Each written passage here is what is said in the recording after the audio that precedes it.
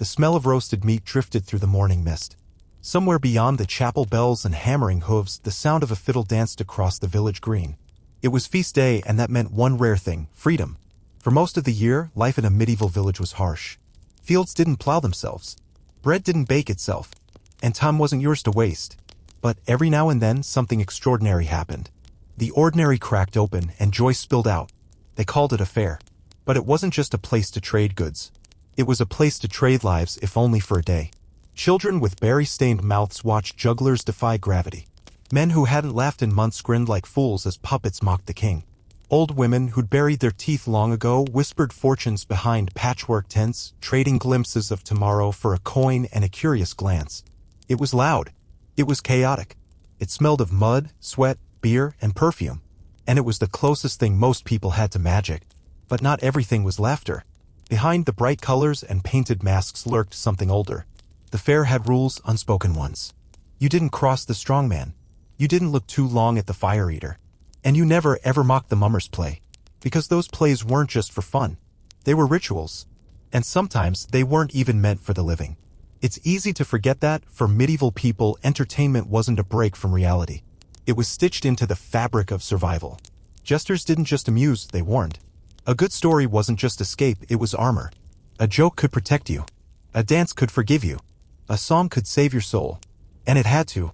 Because when winter came and the skies stayed gray for weeks and the harvest was gone and the fire would low, what else did you have but stories? But let's go back. Before the festivals. Before the laughter. Before the blood and banners. Let's step into the heart of a medieval village and see what people did when the work paused and the darkness stepped back, just long enough to let the music in. The sun was barely rising, but the noise had already begun. Not the clanging of tools or church bells, something stranger. Drums. Hooves. Laughter. A boy with soot on his cheeks ran barefoot across the mud, shouting, "They're coming." And they were. From across the hills, a caravan of performers rolled into town. Not nobility. Not merchants. Players. Acrobats. Tumblers. Faces painted in wild colors, carts rattling with wooden props, ribbons fluttering from poles like flags of another world. These weren't locals. They didn't belong. And yet, the whole village dropped what it was doing to greet them. Because for one night, they would tell stories. Not just any stories. The ones that weren't allowed in church. The ones no one dared whisper on a normal day. Stories of foxes who outsmarted kings. Of devils fooled by clever maids. Of saints who drank too much and still got into heaven. They called it mumming. It was part theater, part ritual, part rebellion. No scripts. Just masks, movement, and memory. A tale passed from one tongue to the next until even the performers weren't sure where truth ended and fiction began. And sometimes truth slipped through anyway. A mummer dressed as death chased a laughing girl through the crowd. The villagers howled with laughter. But an old man in the back just watched, jaw clenched, eyes far away. He wasn't laughing. He remembered the plague. He remembered the carts. He remembered real death. The line between entertainment and reality was thin. Dangerous, even. The church often tried to shut these things down. Too pagan. Too wild. Too full of truth. But the people craved it. Not because they didn't fear the devil, but because they wanted to trick him first. And so, the plays continued. In secret. In daylight. In shadows. The actors left the next morning, vanishing into the woods like spirits returning to some hidden world. But the stories they told? They stayed. They grew. By the next winter, the villagers were performing the same scenes themselves. Children made masks from scraps. Farmers traded their plows for pretend swords. Wives recited monologues by candlelight, changing the words each time, but keeping the spirit. They weren't just watching anymore. They were becoming the story. In the shadow of the castle walls, another kind of entertainment took shape, louder, bloodier, and far more dangerous. Tournaments. Not the romantic dances of modern fantasy, but controlled chaos barely disguised as sport. Clanging armor, splintering lances, horses rearing and screaming as if they too feared what was coming. This wasn't just for fun. It was a performance of power. The knights came gleaming. Gold, red, black heraldry like painted war hymns. They weren't here to win prizes. They were here to be seen. To prove themselves. To risk everything in a few seconds of thunderous glory. And the people loved it. Villagers who could barely afford a loaf of bread stood for hours just to catch a glimpse of a favorite night. Children sat on shoulders. Bakers abandoned their ovens. Even the monks watched, pretending not to care. But the danger was real. Lances didn't always glance off harmlessly. Bones broke. Blood pooled in the dirt. And when a noble fell, the crowd didn't scream, they went quiet. Because in that moment, the illusion shattered. This wasn't play. This was violence dressed as pageantry. Still, people kept coming. Because in a world where death was everywhere, there was something addictive about watching men flirt with it on purpose. Something comforting about seeing others choose the edge of the blade when you had no choice at all. And there were other games, too. Quieter. Stranger. In a monastery not far from the tournament grounds, monks performed something called a liturgical drama. A kind of sacred theater. No blood. No knights. Just chanting, robes, and slow movements beneath candlelight.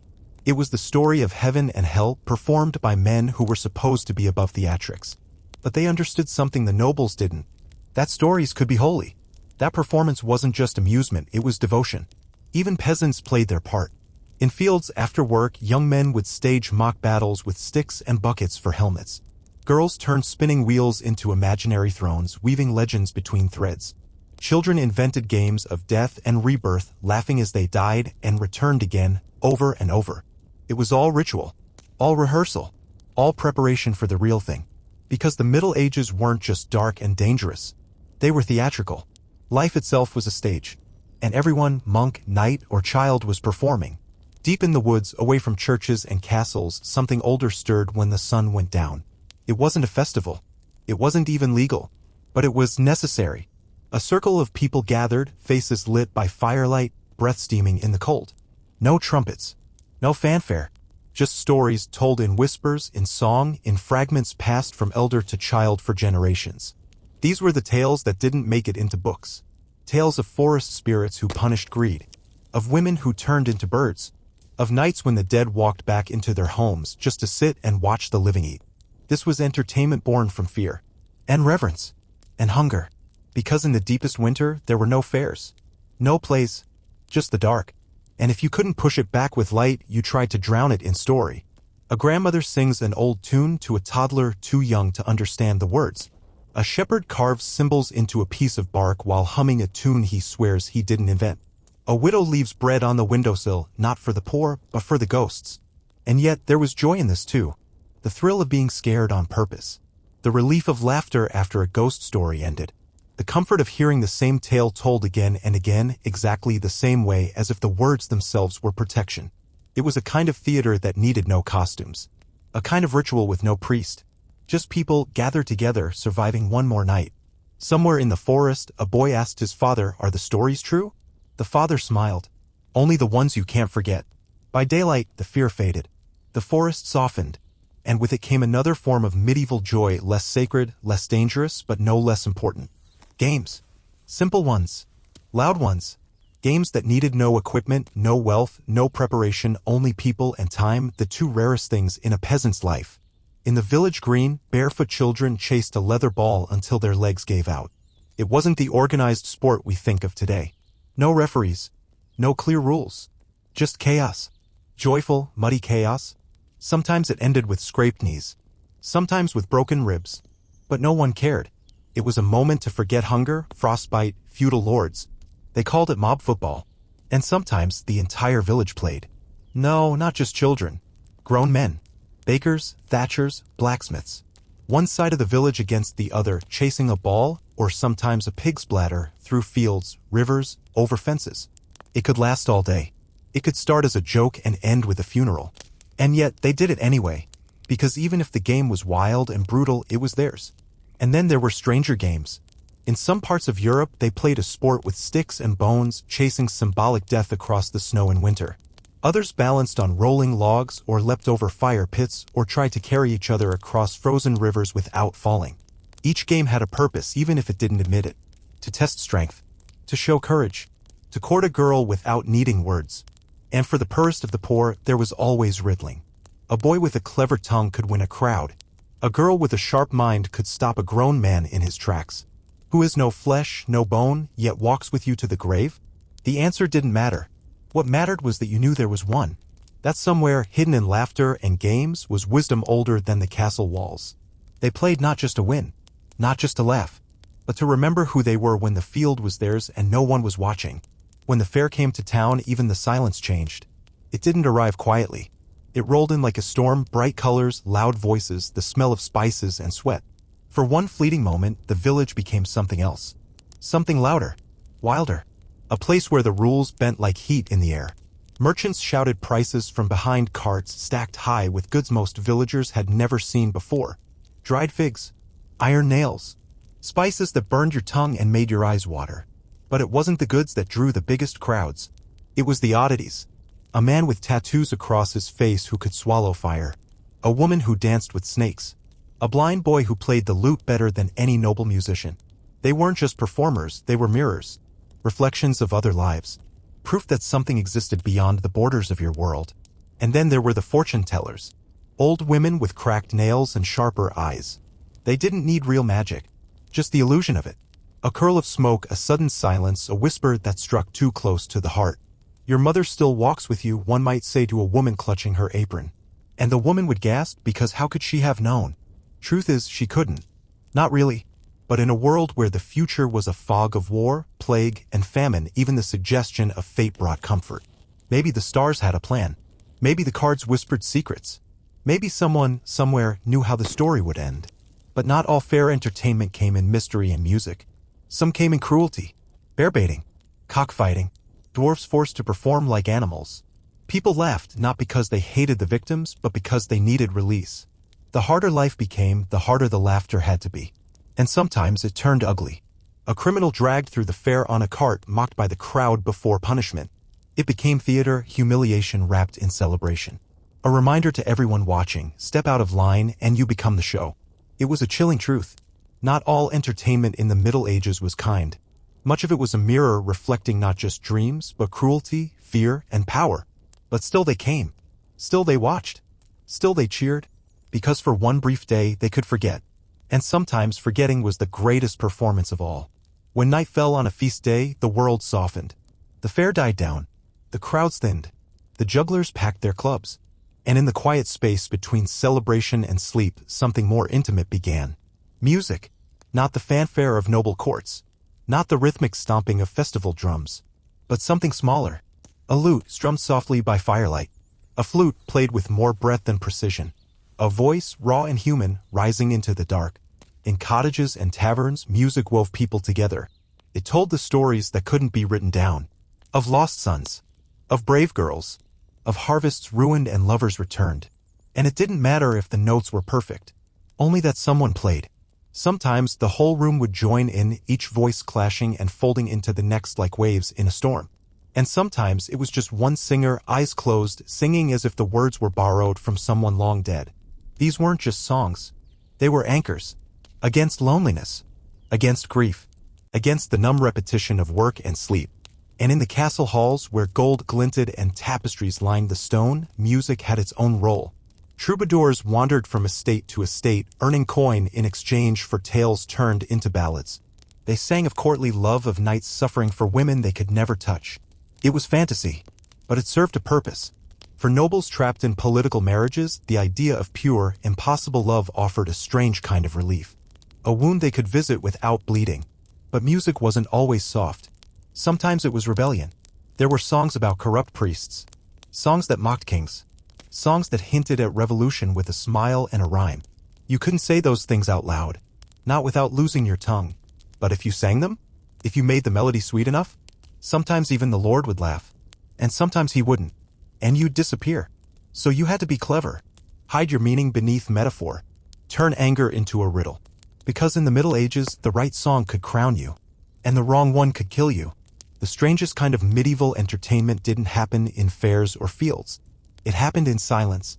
In a monastery's scriptorium where sunlight sliced through stained glass and the only sound was the slow, careful scratch of a quill on parchment, monks created something sacred.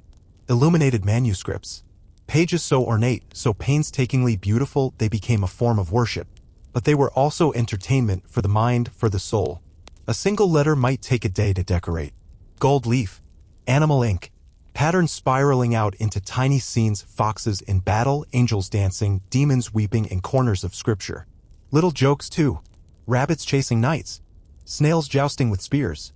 It was art with a wink buried inside divine work. Because even monks needed joy. Even monks needed a smile. And not all joy came in ink. Monastic communities had their own festivals, quiet, yes, but strange in their own way. There was the Feast of Fools, where roles reversed and rules shattered. A boy might be dressed as bishop. A donkey might be led through the church. Hymns sung backward. Sermons turned into satire. It was chaos wrapped in devotion. And for just one day, even the most devout could laugh at the absurdity of it all. But this wasn't just escape. It was a kind of pressure valve. In a world where daily life was bound by prayer bells and strict silence, laughter became rebellion. Gentle, harmless, holy even. And in the minds of some monks, reading itself was a kind of game. They created riddles buried in Latin texts. Hidden meanings that only the cleverest could unravel. Lines that looked innocent until you read them backward. Or split them into pieces. Or sang them aloud. Entertainment wasn't always loud. Or visible. Or shared. Sometimes it lived in the private mind. The sacred chuckle of someone who discovered a joke 3 centuries old. A smile hidden in scripture. A wink from history.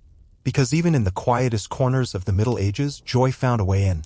Sometimes the most gripping performances didn't happen on a stage or in a square. They happened in places built to enforce silence, yet filled with noise. In the makeshift courts of villages, the stone chambers of manor houses, or open fields where justice was laid bare. In medieval Europe, law was not only enforced, it was performed. And every trial, every accusation, every punishment was entertainment as much as it was order. Imagine a market square. It's not market day, but the crowd is larger than usual. Children are perched on barrels. Dogs bark at the edges. Men lean against carts, chewing roots or sipping from clay jugs. Something is about to happen. A trial, not the kind we know, with quiet deliberation and endless paperwork. This trial will be loud, physical, and public. The accused stands before the crowd, bound by rope. A baker may be accused of watering down ale. Or a farmhand who dared insult a landowner's daughter. It doesn't matter how trivial the charge seems. Once it becomes public, it becomes theater. The judge, often a local lord or steward, knows this. His performance matters just as much as the verdict. The villagers don't merely watch. They jeer. They shout advice. They hiss or cry out in favor or protest. Witnesses come forward, telling stories in the only format most people understand: narratives. Dramatic ones. They exaggerate. They perform. The line between truth and fiction is thin, and no one cares. Because for the crowd, this is their moment. A break in the monotony of survival. A collective ritual where justice and entertainment bleed into each other. But then it darkens. Because some trials don't end with words. They end with ordeals. If no clear evidence can be found and God must be called upon to speak, the accused may face a trial by ordeal. Imagine being blindfolded, your hands tied, and being led to a cauldron of boiling water. You're told to plunge your hand in and retrieve a stone from the bottom. If your wounds heal clean over the next 3 days, you're innocent. If they fester, you're guilty. This wasn't superstition alone. It was performance. Divine judgment enacted in front of a community that needed to believe justice existed. And it didn't end there. There was the ordeal of fire. Walk 9 paces while carrying a red-hot iron. If you make it without stumbling and the burns heal untainted, God has spoken. Innocence proven. Did these ordeals actually reveal the truth? Probably not. But they served a deeper function. They offered clarity in a fog of doubt. And they fed a very human need for resolution and for spectacle. But punishment didn't always wait for guilt. Public shaming was entertainment in its own right. Stocks were placed not in hidden corners but in central squares. To shame was to display. A woman caught gossiping too freely might be paraded through the village with a bridle in her mouth, a cruel device with a bell that rang as she walked. A man accused of theft might be chained to a post with the stolen object tied around his neck. And the crowd? They were encouraged to mock, to spit, to laugh, because public pain distracted from private misery. There were also festive punishments. Yes, festive. During certain holy days, like the Feast of Fools or local carnival seasons, mischief and inversion ruled.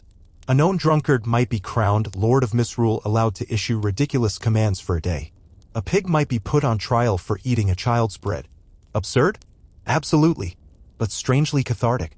These inversions were performances of rebellion wrapped safely inside tradition. They let the people blow off steam without toppling the structure. And then there was the fool. The court jester licensed to speak truth through nonsense. He was more than comic relief.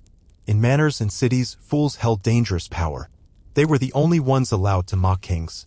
They danced the line between laughter and exile, often using riddles and song to skewer hypocrisy. Their role? To say what others couldn't. Imagine a fool watching a judge sentence a poor man for stealing bread. He steps forward, juggles 3 loaves, and says, "Shall I go to prison too? For I've stolen attention." The crowd laughs. But the judge hears the message, justice for the poor isn't funny. It's failure. Some fools disappeared. Others were rewarded. It all depended on the mood of the audience and of power. But justice wasn't the only dark theater. Executions were public spectacles. Not just methods of punishment, but lessons written in blood. The platform was high. The executioner masked. The condemned paraded through town, often made to confess publicly. This was moral drama, and it had rules. If the criminal repented, the crowd might weep. If he cursed and spat, they might cheer. Either way, they watched, because this was more than justice. It was closure. In a world of plague, war, and famine, where death came suddenly and without reason, watching someone's final moment felt like gaining control over the chaos. People brought children to executions. Vendors sold food. Priests delivered sermons over the screams. Sometimes the execution was botched. Heads not cleanly taken. Victims screaming for minutes. Those moments stayed in the village for decades. People repeated the details not because they loved cruelty, but because they needed to remember. Not just who died, but how, and what it meant. Because in the Middle Ages, entertainment didn't always make you laugh. Sometimes it made you feel, made you question, made you look at your neighbor and wonder, would they cheer if you were in the stocks? This wasn't just a culture of violence. It was a culture of storytelling through action. Justice was performance. Pain was public. Morality was staged. And the people? They were both audience and actors. But even as justice provided its grim entertainments, a different kind of performance was taking shape, one that didn't depend on fear or punishment. It relied on music, rhythm, and memory. In the absence of books or schools for most villagers, songs were not just diversions. They were lifelines. Picture a dim tavern with low timber ceilings, the scent of ale and damp wool clinging to the air. It's evening. Someone stands with a crude stringed instrument, perhaps a rebec or a hurdy-gurdy, and begins to play. The room falls into hush, not because of reverence, but because stories are currency. A single ballad could carry the weight of a legend, a warning, or a prayer. These songs weren't composed by famous musicians. They were passed from mouth to mouth, shaped by the hands of time. A tale of a knight betrayed by love. A peasant who tricked the devil. A noblewoman who danced with death to save her village. Simple stories, yes, but every line mattered. Because someone, somewhere, had believed it enough to carry it forward. And when the right song met the right moment, the effect was magic. Dancing followed. Always. The steps varied by region, some with hopping spins, others with solemn stamping. Partners changed fluidly. Even children joined. It didn't matter if you danced well. The point was movement. In a world where the body was often beaten by labor, dancing was a reclaiming. It said, I still own this flesh. I can still celebrate. Music also traveled in more formal ways. Troubadours and minstrels, wandering performers, roamed across kingdoms, carrying with them news, jokes, and melodies. They were part journalist, part court gossip, part magician. A good troubadour could make a living just by telling the right story in the right hall. A great one could find patronage. But they were not just welcomed. They were watched. Because stories, especially in the hands of artists, could be dangerous. A verse mocking a local lord could spark rebellion. A tale of injustice could harden hearts. Even a love song, if directed at the wrong person, could ignite scandal. So a clever minstrel wrapped truth in layers of metaphor. A talking bird who warned a queen. A fox who outwitted a cruel master. And the audience listened and nodded, knowing full well what was being said. Yet not all entertainment was told in words. Look to the fire eater. The puppet master.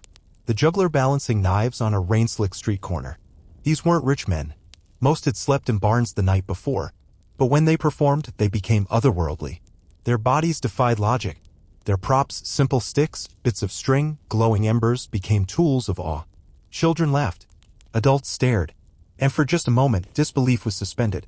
The laws of hunger, toil, and mortality paused, replaced by wonder. And that wonder mattered more than we think. Because in medieval life, wonder was rare. The stars were distant. The sea was too far.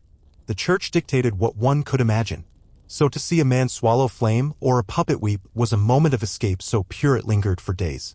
In some towns, small stages were erected, planks over barrels or makeshift carts where morality plays were enacted. These weren't frivolous dramas. They told the great cosmic stories of sin and redemption, of Adam and Eve, of heaven and hell. But they weren't just sermons in costume. They were alive. A man in black robes would appear as death and children would scream. Angels with soot-stained wings would swoop down on pulleys rigged from barn pulleys. The devil, always a crowd favorite, would laugh too loud, prance too wildly, and tempt the innocent with sweets. And everyone watched, because these plays reminded them that life was also a story, that they had roles, that their choices mattered. As centuries passed, guilds began to sponsor plays. Shoemakers would fund a performance about the virtue of honest work. Bakers might host a reenactment of the Last Supper with real bread given to the audience. In these productions, townspeople acted themselves. Neighbors became saints. The butcher played Christ. The widow became Mary. It blurred the lines between faith and theater, between real and imagined. And that blur was the point, because in a world ruled by absolutes, divine right, unshakable sin, rigid class, performance gave people flexibility. A chance to become something else, if only for a scene. By the late medieval period, entire festivals had formed around these plays and entertainers. Processions filled streets. Costumes were stitched with care. Roles were handed down like heirlooms. Children grew up knowing they would one day play the fool or the angel or the merchant who repents. It became tradition. And tradition in the Middle Ages was everything. So while we might look back and wonder how anyone could find joy amidst such hardship, the answer is simple. They made joy. With their voices. With their hands. With stories whispered beside fires, dances stamped in muddy fields, and jokes told on gallows steps. Their entertainment wasn't escape. It was resistance. A refusal to be only victims of time. A declaration that life, no matter how brief or bitter, could still be performed and shared. And that performance, whether a puppet's bow or a juggler's grin, mattered. Because it reminded them and reminds us that even in darkness, people have always found reasons to gather. To laugh. To wonder. And to live. Sometimes the greatest performances needed no audience at all. They happened quietly in barns after the harvest. In gardens after vespers. Behind doors barred against the wind. Because not all entertainment in the Middle Ages was public. Much of it was deeply personal, intimate, and often improvised. Storytelling at home was not a luxury. It was survival. It was how a parent soothed a frightened child during a thunderstorm, or how lovers passed time in the lull between curfews and candles. The stories weren't written down, but everyone remembered them. Because stories stitched families together. A grandfather might tell a tale of a talking wolf that only howled when someone lied. A mother might repeat the legend of a village girl who dreamed of dancing with the stars. These weren't just bedtime distractions. They taught values, embedded warnings, gave shape to hope. And in winter, when the days were short and the cold thickened the silence, these stories filled the dark.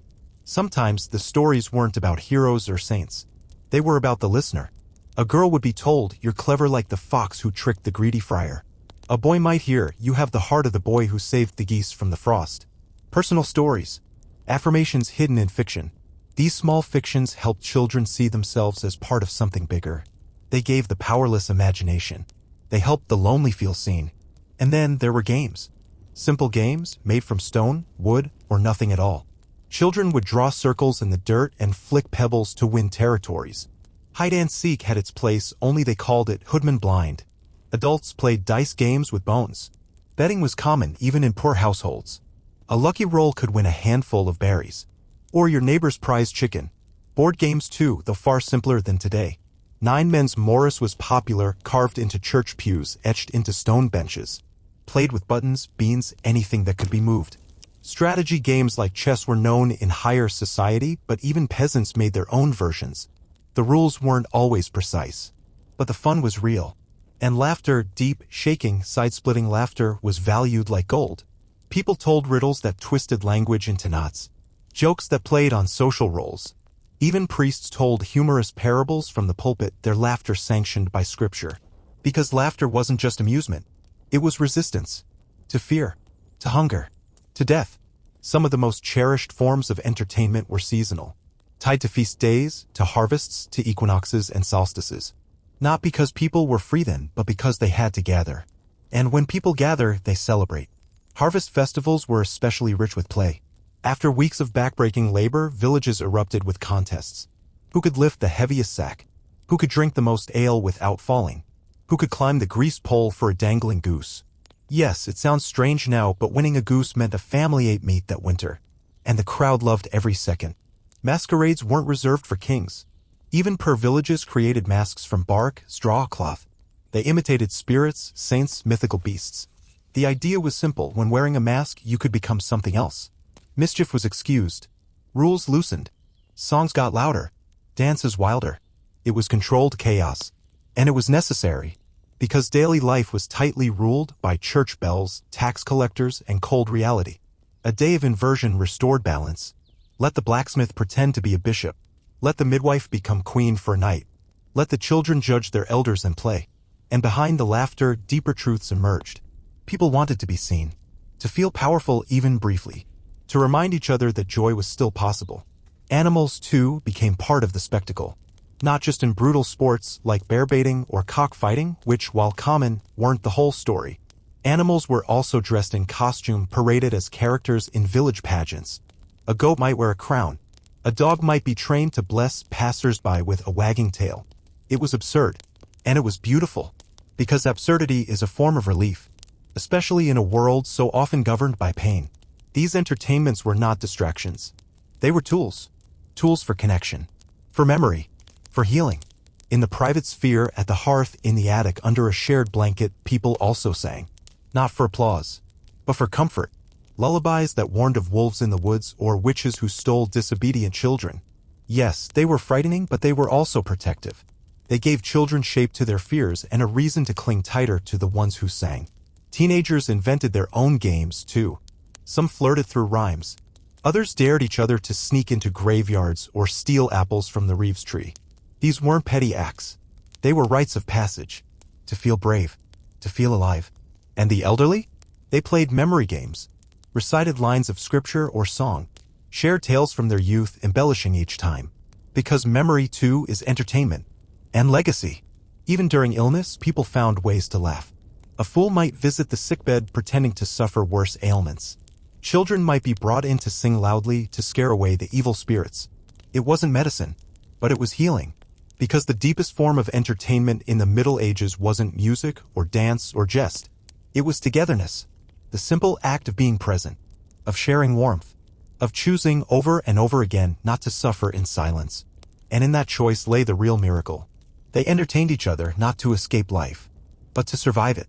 Even the silence could entertain. When wind howled through wooden shutters and the world outside turned to fog, people played with their thoughts. They let their imaginations wander. Shadows on the wall became monsters or saints. The creak of a door became a ghost. Or an angel. Nightfall in the Middle Ages was not quiet. It was alive. In wealthier homes, servants told ghost stories by candlelight. In monasteries, monks copied tales of martyrdom that chilled even their devout bones. In peasant cottages, the night told its own stories through creaks, whispers, and dreams. But even silence wasn't safe from intrusion. For every village had its legends. The wild hunt, the black dog, the woman in white who walked the woods searching for her lost child. To us, these are myths. To them, they were warnings. And comfort. And a kind of entertainment born from fear. Children grew up with these tales. Adults carried them in their bones. If someone disappeared on the road, people didn't say he was robbed. They said the forest took him. That ambiguity kept their world full of meaning. And in a world without screens, that meaning was the screen. Night in the Middle Ages wasn't just the end of the day. It was a stage set for shadows to dance, fears to breathe, and stories to come alive. Without electric lights or warm heaters, darkness was thick, almost a character itself, shaping how people lived, thought, and, most importantly, entertained themselves. Imagine a small village at dusk. The sky is fading to ink. Smoke curls from chimneys, mingling with the scent of damp earth and burning wood. Inside a modest home, a family gathers around a single flickering candle. The silence outside is broken only by the occasional hoot of an owl or the rustle of leaves. But inside, the air hums with anticipation. Grandfather leans forward, eyes glinting in the firelight. He begins to speak, a voice low and deliberate, weaving a tale of the wild hunt, a terrifying spectral chase across the sky led by ghostly riders and howling hounds. He tells of lost souls dragged into the otherworld, cursed to run forever. His audience leans in, wide-eyed children clutching their mothers, the adults exchanging nervous glances. The story is terrifying, but it's also a bond. A shared experience in a world that can feel cruel and unpredictable. This was entertainment born of fear and necessity. There were no screens to distract, no books for most to read. The stories had to be vivid enough to capture attention, emotional enough to imprint memory, and mysterious enough to explain the unknown. And so, the night became a theater of the mind. The shadows on the walls weren't random shapes. They were dragons, devils, or saints. The creaks of the house whispered secrets. Even the wind carried voices, warnings, or invitations. The line between reality and myth blurred. This wasn't superstition alone. It was a form of storytelling that kept people connected to each other and to the world around them. Villagers told tales of the black dog, a huge, spectral beast whose eyes glowed red, a harbinger of death or doom. It prowled lonely roads, making travelers quicken their pace or pray for protection. Mothers whispered these legends to children to keep them close at night. Adults told them to remind each other of dangers that lurked beyond the hearth. Then there was the lady in white, a mournful spirit said to wander the woods, searching endlessly for a lost child or lover. Some swore they saw her silhouette in moonlight, others heard her eerie lament carried on the wind. Stories like hers were told not just to scare, but to explain grief, loss, and the mysteries of death. In monasteries and castles, these folk tales mingled with religious narratives, stories of saints performing miracles, demons tempting the weak, angels guiding the faithful. Monks and nuns copied these tales into illuminated manuscripts, but they were also passed down orally among servants and peasants.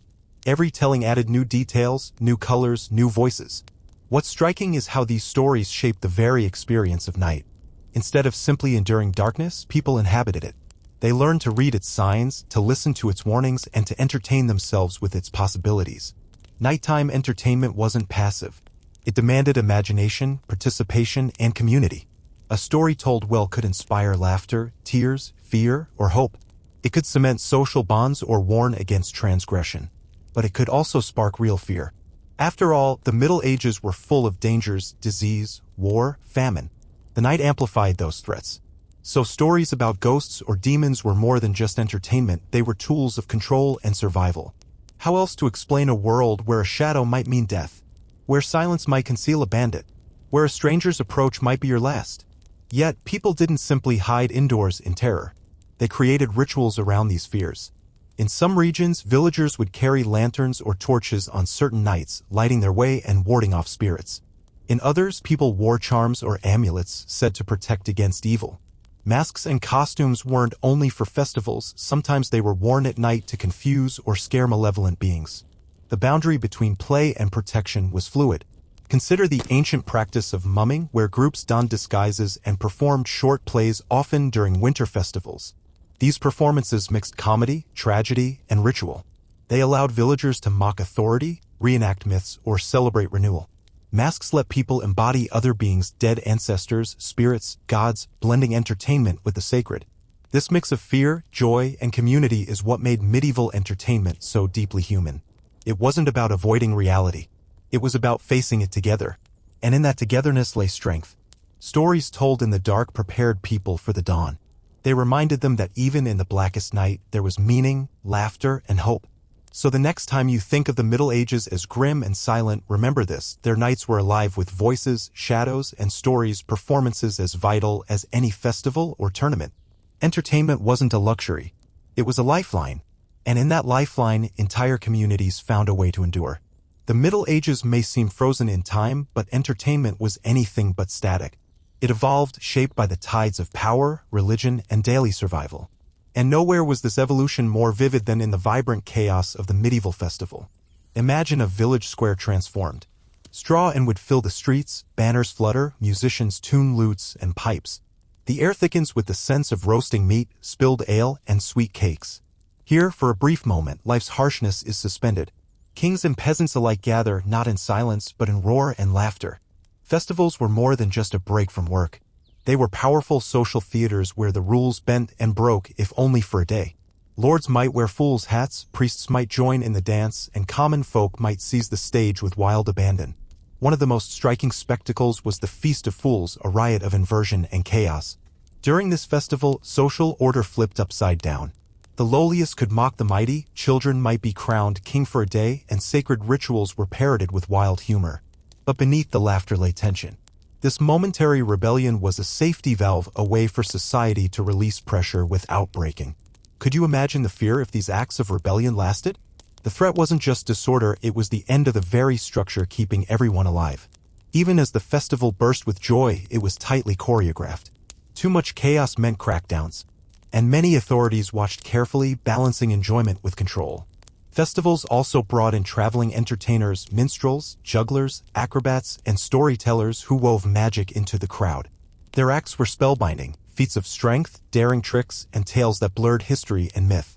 Consider the juggling monks of certain abbeys who used humor and skill to inspire and teach, or the acrobats who tumbled through market squares, defying death and gravity in equal measure.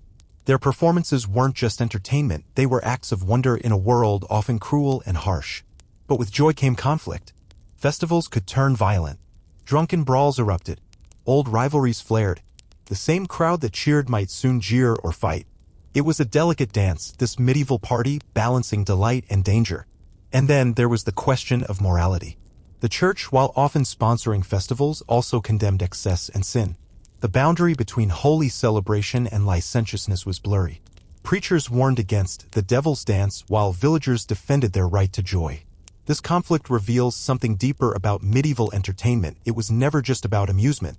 It was a battleground for values, identity, and power. And in that battle, the simplest act, dancing, storytelling, laughing, became revolutionary. Because in a time when survival was never guaranteed, every moment of joy was an act of defiance. At first glance, medieval music might seem like something distant, soft flutes in candlelit halls, monks chanting in echoing stone chambers. But if you really listened, the sounds of the Middle Ages were wild, raw, and absolutely alive. Music wasn't just for the noble courts or sacred cathedrals. It was everywhere. In the taverns, where drunkards banged on tables and sang verses that would make a priest faint. On the streets, where wandering minstrels played for pennies and glances. In barns, kitchens, fields. Music was as necessary as bread, and in many ways, it fed the soul just the same. But not all music came from instruments. Start in the middle of a village on the evening of a feast day. The work is done. The animals are fed. The moon is starting to rise. That's when the voices begin. Not a choir. Not rehearsed. Just people, farmers, children, old women, gathering in circles and singing songs they've heard since childhood. Songs about saints. About harvests. About ridiculous, made-up creatures who steal cheese or turn into donkeys at midnight. And it's not quiet. It's raucous. Everyone sings off-key. That's the point. Because music, for most people, wasn't about skill. It was about release. A way to pour out joy or grief or simple exhaustion. And sometimes it turned into something more. In cities, professional musicians walked the streets with bagpipes, hurdy-gurdies, and hand drums. They weren't always welcome. Some were chased off as vagrants. Others, though, gained fame. They were hired to perform at weddings, taverns, or even executions. Their job? To mirror the mood. A birth? Play something bright. A duel? Something tense. A death? Play slow and low and make it hurt. Then there were the jongler. Wandering performers who weren't quite respected but never ignored. They were part musicians, part acrobats, part magicians, part liars. They'd show up unannounced, juggle fire, swallow blades, and sing about kings who turned into frogs or frogs who turned into kings. Some jongler traveled in groups with trained dogs or monkeys. Others performed alone, always watching the faces of the crowd for coins or knives. And what about the noble courts? That's where music changed. A court musician wasn't just entertainment.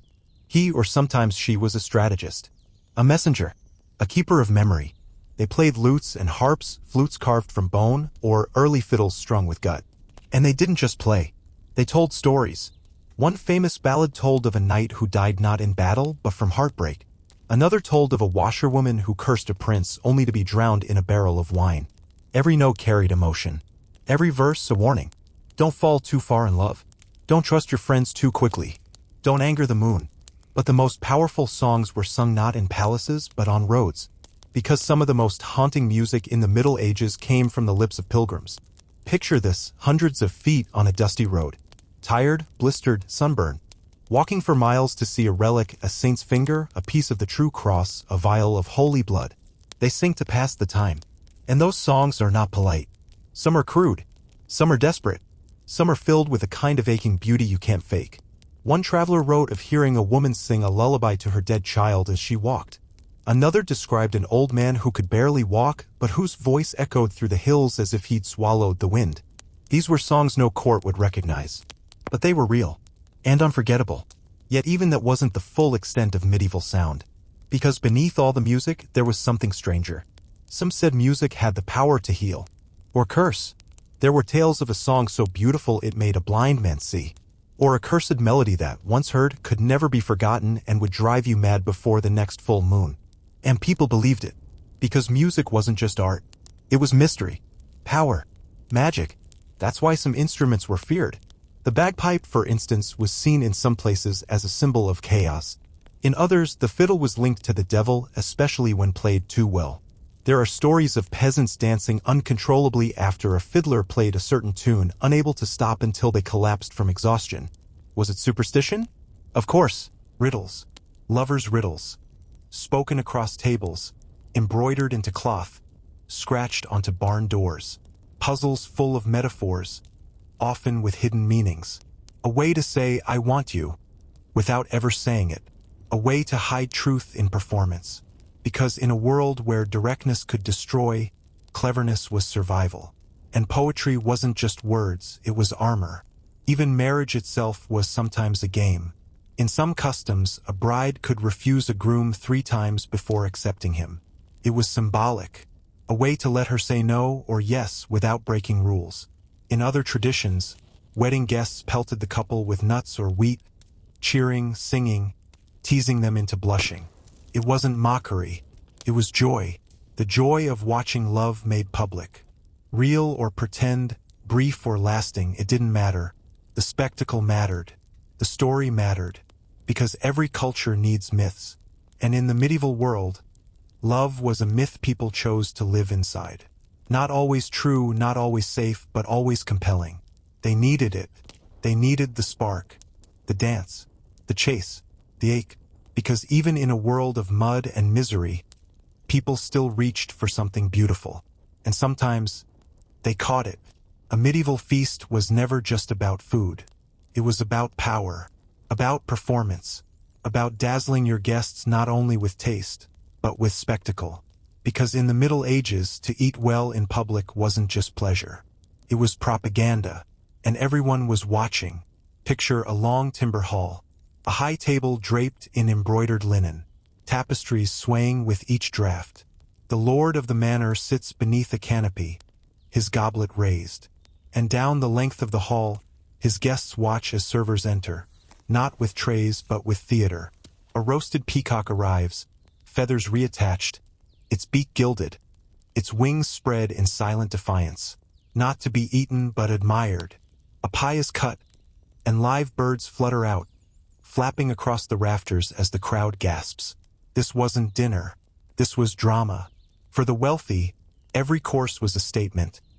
Look what I can afford. Look what I can waste. Look how little famine touches me. And the food itself? Kaleidoscope of extremes. Sweet and savory tangled together. Chicken cooked with almonds and sugar. Fish dyed bright green with herbs. Meat molded into the shapes of castles, dragons, or saints. They called these marvels subtleties, but there was nothing subtle about them. These dishes told stories, allegories on a plate, messages about faith, conquest, virtue, and vice.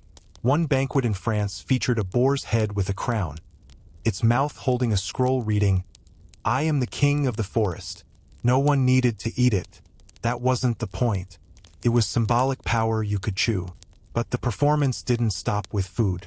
There were jugglers between courses, singers, dancers, sometimes even bears on chains, or dwarves taught to recite poetry. A meal could last 6 hours, 12, more. It was endurance theater, a test of stomach and status. And for the host, every course had stakes. Served too little, you were mocked. Too plain, you were forgettable. Too lavish, and you risked whispers of foolishness. Or worse, pride. Because the church was always watching too. And gluttony, they warned, was a sin just like lust. But people sinned anyway. Because for one night they wanted to feel full. Not just of meat, but of meaning. Yet for the poor, food was a different kind of show. Not one they performed, but one they watched from outside the walls. On feast days, leftover meats were thrown to crowds like prizes. Children scrambled for bones. The wealthy laughed, and the poor pretended they were part of it.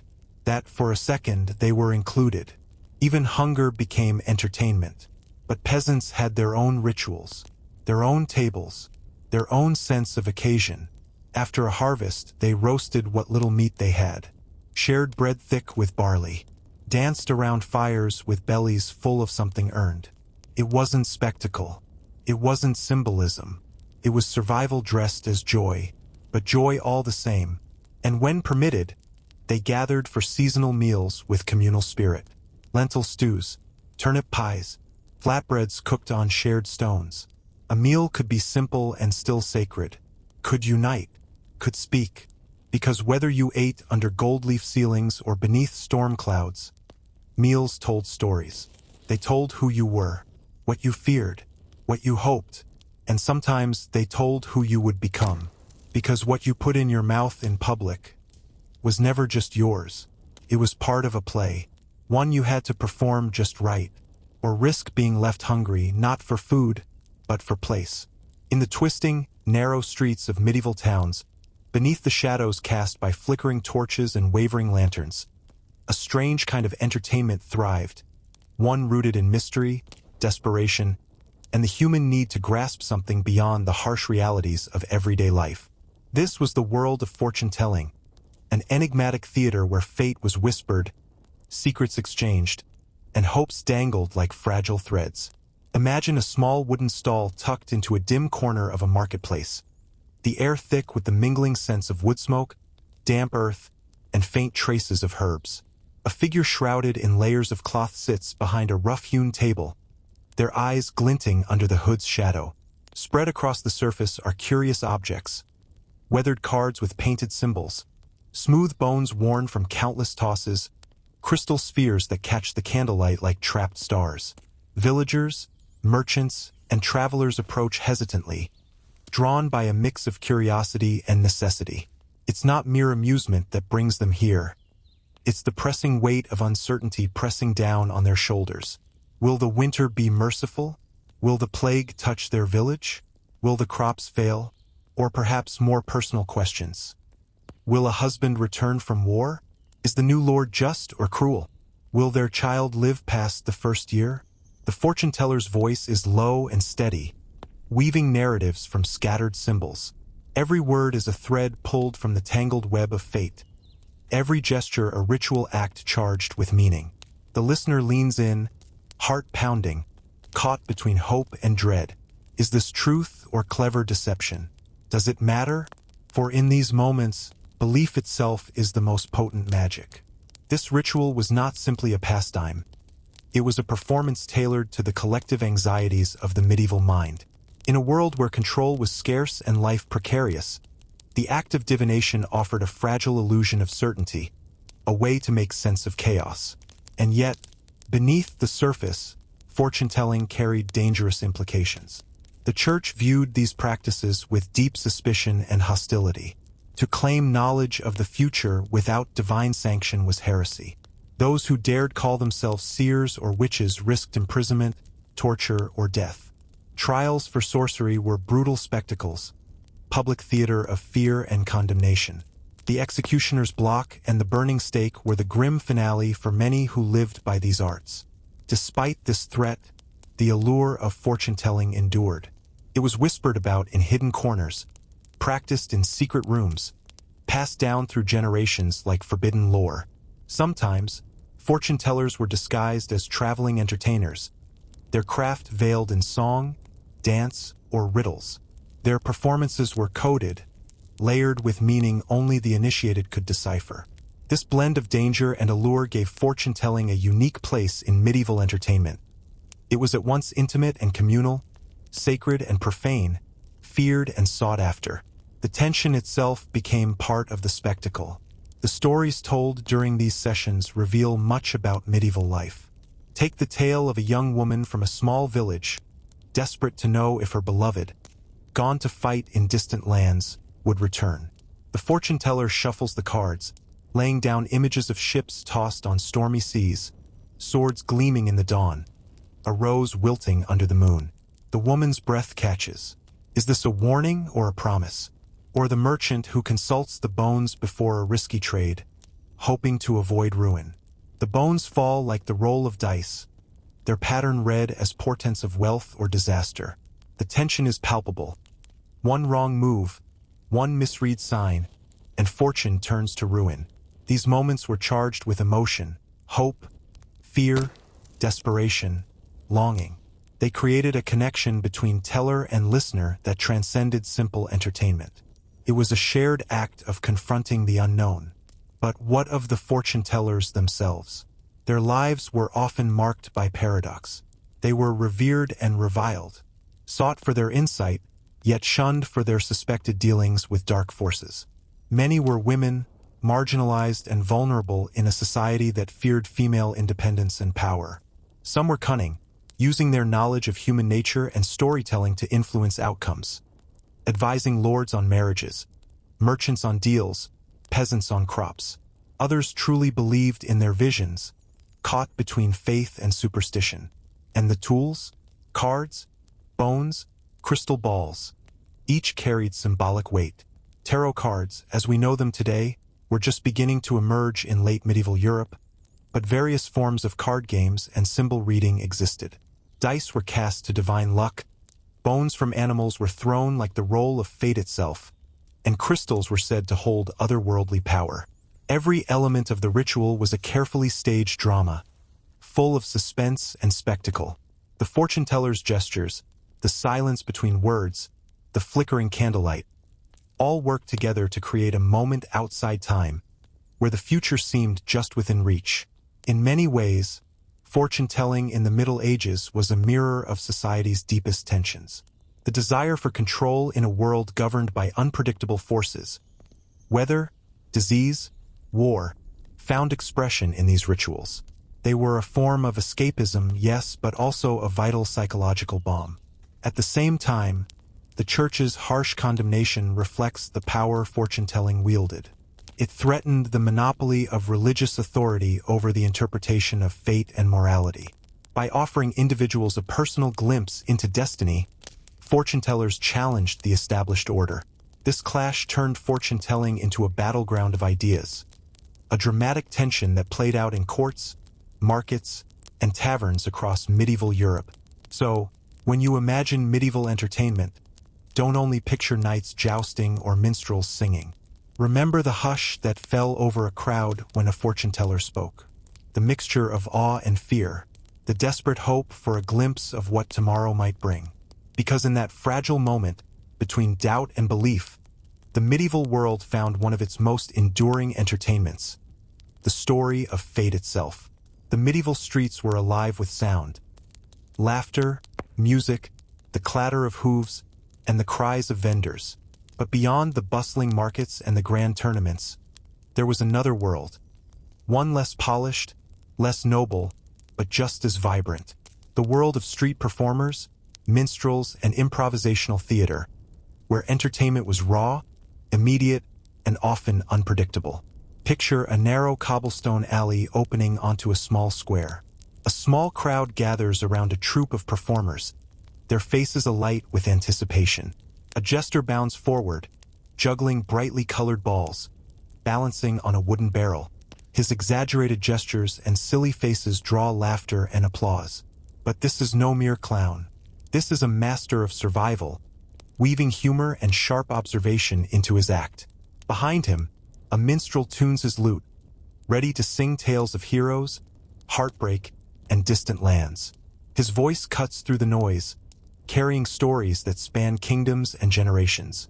These traveling entertainers brought news and culture to towns cut off from courts and castles. But the heart of this entertainment was improvisation. Without scripts or stages, performers had to read the crowd, adapt, and capture attention with quick wit and physical skill. Sometimes the show was a comedy, sometimes a tragedy, sometimes a fierce satire that dared to mock the powerful. Imagine the risk: one wrong word and the jester could fall out of favor or worse. Yet that risk made their performances electric, charged with a tension that pulled audiences in. Street theater in the Middle Ages was often rough and unrefined, but it held a mirror to society. Performers exaggerated human folly and vice, making audiences laugh and think. They blurred lines between social classes. Peasants and nobles alike could enjoy the spectacle, though their interpretations might differ. And this was more than simple amusement. It was social commentary wrapped in humor and spectacle. The jester's joke might hide a cutting critique of a greedy lord. The minstrel's ballad might memorialize a fallen hero or warn of looming danger. What about the festivals? The medieval calendar was filled with feast days and celebrations where such performers took center stage.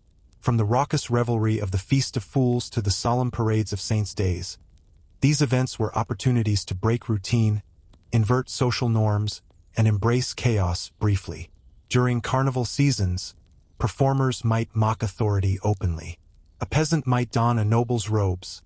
A fool might issue mock decrees. This festive topsy-turvy world gave people a chance to express frustrations safely, to laugh at fears, and to dream of change. Yet beneath the laughter was often an undercurrent of danger. The same humor that entertained could provoke outrage. Performers had to navigate delicate political landscapes, balancing between subversion and survival. In this vibrant, unpredictable world, entertainment was more than distraction. It was a vital thread in the fabric of medieval life, a way to connect, to reflect, and to endure. The medieval streets were alive with sound. Laughter, music, the clatter of hooves, and the cries of vendors. But beyond the bustling markets and the grand tournaments, there was another world. One less polished, less noble, but just as vibrant.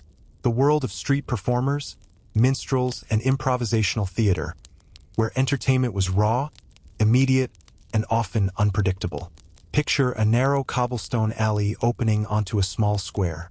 A small crowd gathers around a troupe of performers, their faces alight with anticipation. A jester bounds forward, juggling brightly colored balls, balancing on a wooden barrel. His exaggerated gestures and silly faces draw laughter and applause. But this is no mere clown. This is a master of survival, weaving humor and sharp observation into his act. Behind him, a minstrel tunes his lute, ready to sing tales of heroes, heartbreak, and distant lands. His voice cuts through the noise, carrying stories that span kingdoms and generations. These traveling entertainers brought news and culture to towns cut off from courts and castles. But the heart of this entertainment was improvisation. Without scripts or stages, performers had to read the crowd, adapt, and capture attention with quick wit and physical skill. Sometimes the show was a comedy, sometimes a tragedy, sometimes a fierce satire that dared to mock the powerful. Imagine the risk: one wrong word and the jester could fall out of favor or worse. Yet that risk made their performances electric, charged with a tension that pulled audiences in. Street theater in the Middle Ages was often rough and unrefined, but it held a mirror to society. Performers exaggerated human folly and vice, making audiences laugh and think. They blurred lines between social classes. Peasants and nobles alike could enjoy the spectacle, though their interpretations might differ. And this was more than simple amusement. It was social commentary wrapped in humor and spectacle. The jester's joke might hide a cutting critique of a greedy lord. The minstrel's ballad might memorialize a fallen hero or warn of looming danger. What about the festivals? The medieval calendar was filled with feast days and celebrations where such performers took center stage. From the raucous revelry of the Feast of Fools to the solemn parades of saints' days, these events were opportunities to break routine, invert social norms, and embrace chaos briefly. During carnival seasons, performers might mock authority openly. A peasant might don a noble's robes. A fool might issue mock decrees. This festive topsy-turvy world gave people a chance to express frustrations safely, to laugh at fears, and to dream of change. Yet beneath the laughter was often an undercurrent of danger. The same humor that entertained could provoke outrage. Performers had to navigate delicate political landscapes, balancing between subversion and survival. Consider the tale of a jester in a bustling town who dared to mimic the mayor's pompous speech during a festival. The crowd roared with laughter, but the mayor's guards glared, hands on swords. The jester's life hung by a thread that day. It was a game of razor-sharp wit and risk. And what of the instruments? The lute, the hurdy-gurdy, the bagpipes, the tambourine, each added color and rhythm to these lively performances. Music was the heartbeat of medieval entertainment, stirring emotions and drawing crowds. But street performances weren't only for joy. They could be chilling, too. Some troupes specialized in tales of ghosts, demons, and divine punishment. They played on fears, reminding audiences of mortality and sin. These dark stories were warnings wrapped in spectacle, morality tales in flesh and sound. Behind the laughter and music, medieval entertainment was a complex dance with society's hopes, fears, and power structures. It gave people a way to voice frustrations, to momentarily escape their harsh realities, and to glimpse worlds beyond their own. So next time you picture the Middle Ages, remember this vivid world of street performance. A place where survival met art, where laughter touched pain, and where every show was a risky act of rebellion. Because in the end, medieval entertainment was not just about amusement. It was about connection, expression, and the unyielding human spirit finding light even in the darkest of times.